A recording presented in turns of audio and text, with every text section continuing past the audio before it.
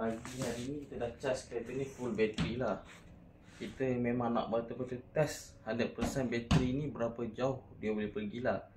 Kita berada di Kuala Kangsar lah, rumah ibu saya lah. Kita charge daripada 29% nak ke 100% boleh tekan 23 jam lah. Nasib baik kita ada proton persona tu, kita guna untuk berjalan-jalan lah, bawa anak dan isteri. Okay, hari ni kita memang total perjalanan kita daripada Kuala Kangsar sampai ke rumah lebih kurang 33 km. Tapi kita rasa akan lebih, mungkin kita akan singgah makan, R&R ke apa. Okay, first destinasi adalah ke Sungai Siput, Perak. Lepas tu kita akan ke Maidin Meru, kita akan ke Tawas.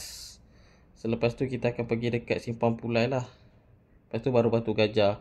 Dan kita akan melalui highway ke Selangor. Kita akan singgah rumah saudara kami lah dekat Sungai Buloh. Dan last kali baru kita akan balik ke rumah kita lah, Bandar Sarjana Putra. Okay, jom kita tengok berapa persen bateri ni.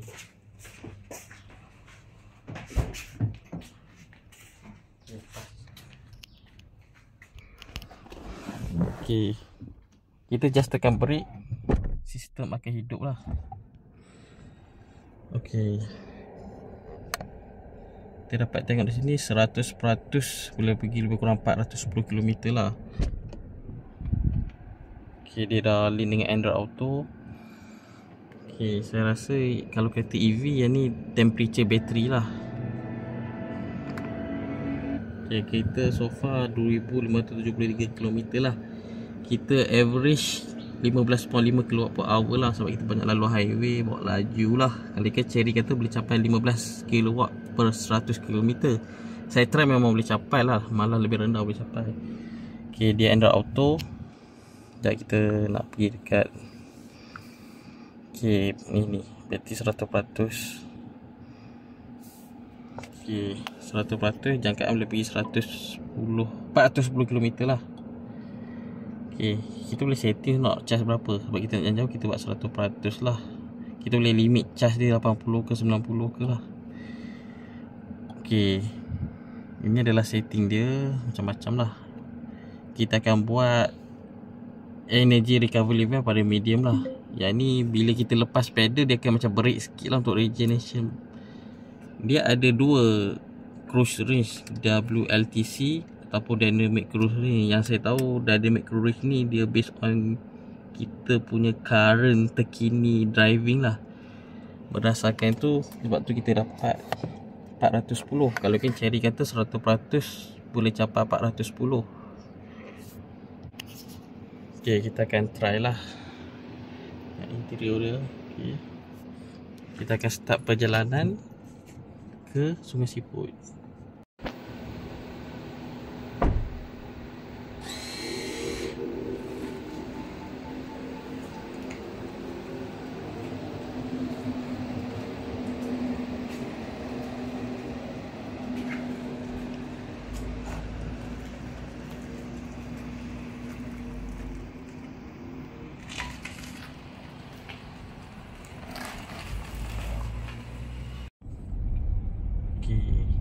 Kita dah sampai Sungai Siput lah daripada Kuala Kangsar.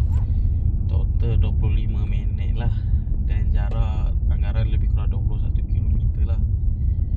Okay, kalau tengok dekat sini, dia punya average 16 kW per 100 km lah. Anda akan tiba ke destinasi anda. Agak sederhana lah, sebab kita bawa laju jugalah 90 ke 100% lah. Okay, kita dah sampai ke first destination kita. Okay, mari kita tengok. Anda sudah sampai. Okay. Okay, kita dah sampai. Bateri daripada 100% dah tinggal 93 lah. Okay, 16. Total perjalanan kita adalah 21 km lah. Okay, nanti kita sambung balik. Take the second left, then turn right. Dah sampai dekat Maidin Meru lah. Okay, kalau kita tengok sekarang ni 15.6 kW per 100 km. Dan bateri kita bagi 83% lah. Kita tak bawa laju